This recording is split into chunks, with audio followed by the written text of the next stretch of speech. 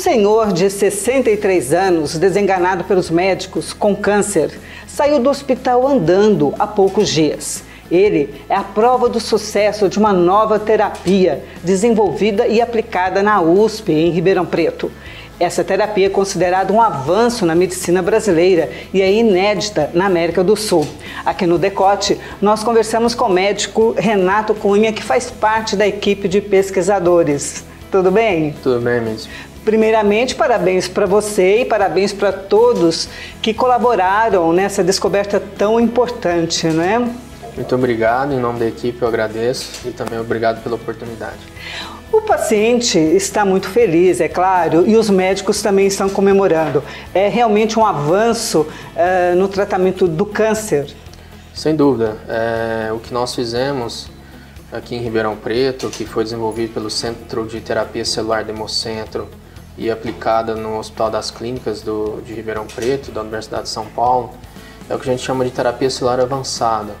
Ou seja, é uma modalidade de tratamento em que nós usamos as próprias células do paciente para o tratamento de sua doença. No caso de um linfoma, que é uma doença, é um câncer do sistema linfático, que faz parte das doenças cancerígenas do sangue.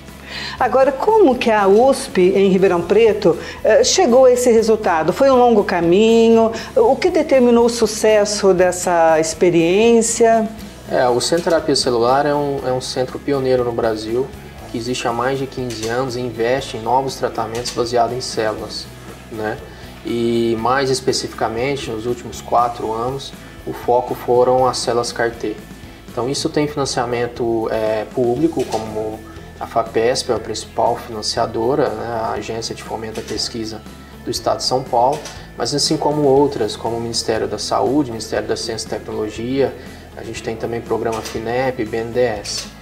Isso trouxe para Ribeirão Preto a condição de produzir, ou melhor, construir uma estrutura física e treinar pessoas altamente especializadas na produção e preparo de células com uso terapêutico. No caso das células CAR-T especificamente, o que se faz é a coleta das células T do sangue do paciente. Essas células nós temos normalmente no nosso sistema de defesa. Essas células são levadas para o laboratório e no laboratório elas são alteradas para que elas possam vir a reconhecer as células do tumor quando elas retornarem para a corrente sanguínea do paciente.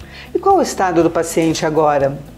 O Sr. Vanberg está super bem, ele recebeu alta há pouco mais de uma semana e encontra-se em plena recuperação, com a melhora do aspecto funcional, ganhando peso, não tem mais dor. Realmente ele está indo muito bem na sua recuperação.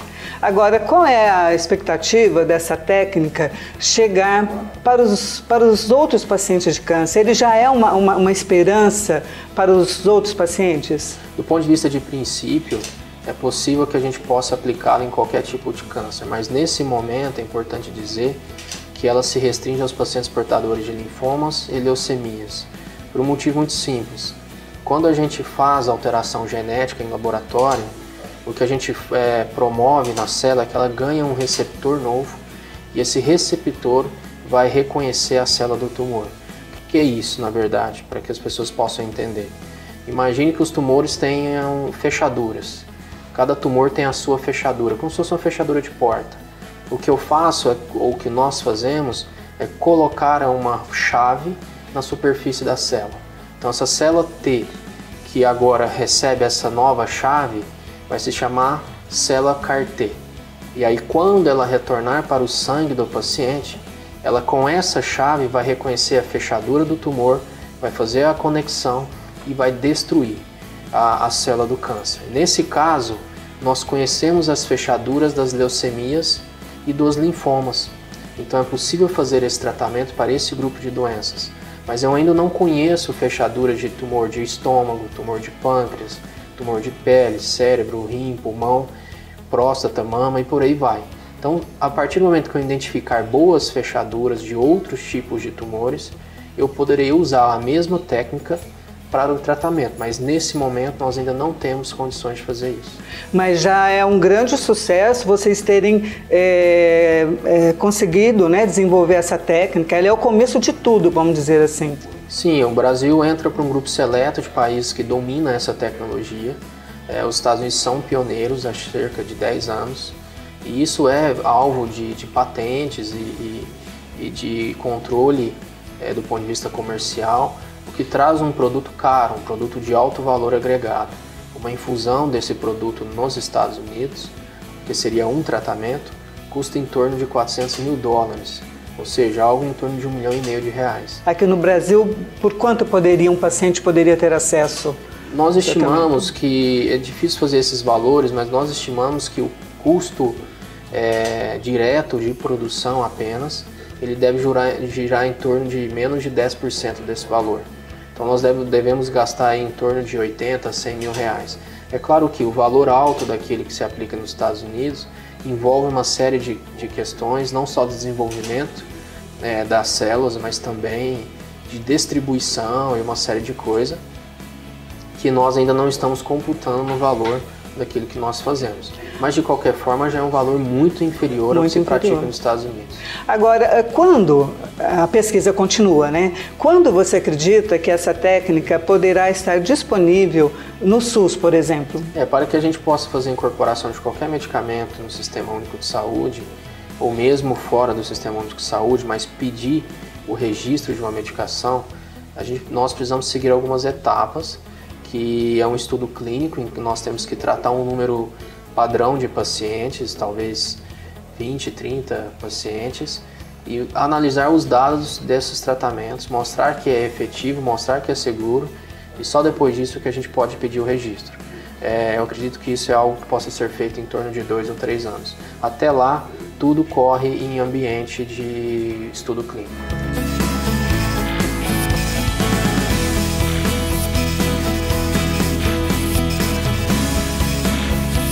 A pesquisa, ela depende de financiamentos. Esses cortes em verba para pesquisa científica no Brasil que estão ocorrendo, prejudica esse estudo?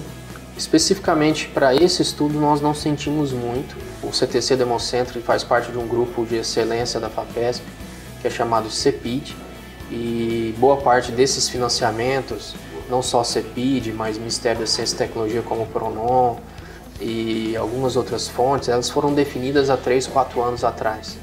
Então são financiamentos que já foram dados e definidos antes desse período atual de cortes, de tal forma que nós ainda não sentimos esse impacto, e prova disso que o projeto teve sucesso e continuou rodando e sendo executado sem nenhum tipo de interferência. Agora, nessas próximas fases de pesquisa, né, porque o estudo continua, vocês precisam de pacientes, né? Como que é? As pessoas podem se tornar voluntários? Como que é esse contato aí com os próximos pacientes? O estudo clínico em si ele ainda não está aberto, né?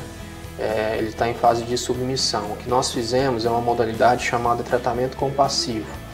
Isso não é um estudo, não é uma pesquisa. O tratamento compassivo ele é analisado caso a caso, paciente a paciente, e ele é só oferecido ao paciente em situações de último caso. Quer dizer, última escolha, são as situações heróicas em que o paciente não tem nada que possa ser feito por ele, então a gente pode se analisar o caso e ver se existe a possibilidade de um estudo compassivo. Então isso não existe uma fila, a gente não está recrutando o paciente, é o paciente que vem até nós numa situação difícil. Já o estudo, quando é aberto, isso vai ser divulgado e aí sim os pacientes podem ser recrutados e participar do estudo. Então existe uma certa diferença do ponto de vista prático. Agora, o senhor Humberto, ele estava numa situação bastante difícil com o câncer dele, né? Ele ficou 1 mês no hospital e já saiu andando, e pelas radiografias percebe-se claramente a diminuição dos focos de câncer dentro do corpo dele. Quer dizer que é uma terapia que é eficiente e é rápida também, vamos dizer assim. Bom, é que a gente vê o início e o fim da história, né? Aquilo que se passa no meio a gente não fala muito, mas na verdade a infusão das células CAR-T, elas trazem risco para o paciente. Quando a gente faz a infusão da célula, elas começam a se dividir para poder destruir as tumores, e isso traz uma liberação de substâncias no corpo do paciente que causa uma inflamação grave. E o paciente ele pode ir para a UTI, ficar 10 dias na UTI, 15 dias na UTI. Então a gente vê o final, vê o sucesso, mas é uma terapia que tem riscos. O paciente pode morrer por conta disso. Tem que ser feita por pessoas experientes, por mãos experimentadas no manejo. Não é algo simples de se fazer. E ao final de tudo isso, que é um evento que pode acontecer de forma rápida, ao final de tudo isso o paciente vai para casa e tendo bons resultados, acontece como aconteceu e que foi divulgado. Mas não é uma terapia muito simples de se fazer, não. A gente tem que ter bastante cuidado, tem que ser bem indicado, porque traz indiscutivelmente risco de vida para o paciente. E como que agora o acompanhamento desse paciente? Ele já foi para casa, ele mora em Minas Gerais, e como que vai ser o acompanhamento até ele, uma possível alta? Um paciente que tem uma doença grave, como o paciente que a gente mostrou, dificilmente a gente dá alta para ele, né? Ele vai estar sempre acompanhando conosco, mas agora inicialmente são retornos quinzenais, depois mensais, posteriormente trimestrais. E se ele não tiver mais nenhum outro sinal de doença, a gente não tem mais nenhuma proposta nesse momento. É apenas realmente acompanhar o quadro clínico dele, né? E caso apareça alguma coisa, aí tem que ser avaliado e ver o que vai se fazer. Mas agora a expectativa é que ele mantenha essa boa resposta e que não tenha mais nenhum sinal de doença. Agora você é médico, jovem, e qual é a sua esperança com relação à pesquisa e cura dos vários tipos de câncer? Você, como profissional, você vai continuar pesquisando? Qual que é a sua esperança profissional com relação a isso? Bom, do ponto de vista prático, a gente pode dizer que sim, câncer é um termo bastante genérico, né? Então, aquilo que causa câncer numa pessoa tem vários motivos, várias origens de uma doença do câncer. E são diferentes. O câncer de pulmão ele pode ser totalmente diferente de um câncer de estômago, de um câncer de pele, de um câncer de cérebro. Então aquilo que eu aplico para um, não necessariamente eu vou aplicar para outro. E o que a gente tem feito, o que a medicina tem evoluído nesse sentido, é de fazer uma personalização, de dar para cada paciente o que ele realmente precisa. Ao contrário do que a gente faz com quimioterapia, por exemplo, a gente usa basicamente o mesmo para todo mundo e cheio de efeito colateral. E o que se quer é que a gente possa personalizar o tratamento. É claro que eu vou continuar pesquisando dentro dessa área de terapia celular. Isso é uma área extremamente promissora. A ideia é que a gente continue com as doenças oncohematológicas, doenças do sangue, mas em algum momento a gente deve fazer também para os outros tipos de tumores. Mas existe muita coisa nova vindo por aí, dentro do que a gente chama de imunoterapia. A imunoterapia é uma modalidade de tratamento em que a gente modula o sistema de defesa do paciente para que ele se torne mais efetivo e possa destruir os tumores. A gente pode estimular isso através de drogas, a gente pode inibir, a gente pode usar o que se chama de terapia-alvo, a gente pode usar a célula toda, como é o caso do que foi feito aqui em Ribeirão. Existem várias opções que hoje com certeza vão superar a radioquimioterapia, a própria cirurgia, e deve ser o futuro do tratamento das doenças oncológicas. Doutor Renato, muito obrigado por sua participação aqui no Decote. Para vocês, obrigada pela companhia e estejam sempre ligados aqui no nosso canal, clicando ali no sininho, e estejam sempre com a gente nos acompanhando. Muito obrigada.